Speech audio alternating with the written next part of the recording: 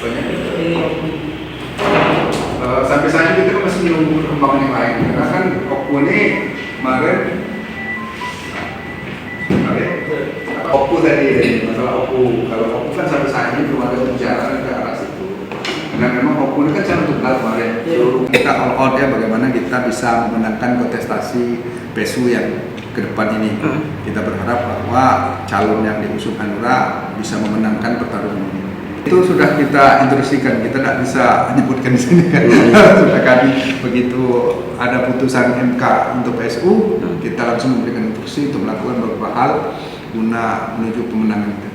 Sejauh ini insya Allah tidak ada karena memang Hanura sangat aktif ya untuk memenangkan.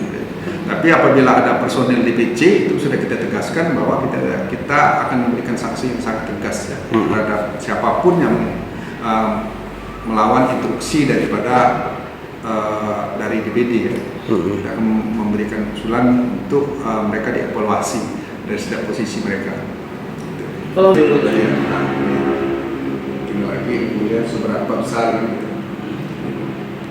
ya bagi kita kan persiapan tentu kan mulai dari sekarang. Sekarang kita persiapan mulai dari saksi pengamat sudah kita siapkan semuanya yang berkaitan dengan menjaga dan memenangkan. Setelah kita memenangkan tentu kita harus menjaga itu di TPS supaya jangan lagi ada permainan-permainan seperti yang kemarin. Kita tidak ingin kecolongan 2 kali. Kita pengen bahwa PSU ini benar-benar dilakukan secara jujur dan adil sesuai dengan ketentuan undang-undang. Kita insya Allah berharap, kita sangat optimis, tapi seberapa optimis, tapi sangat optimis. Lalu ini luas ke durasi.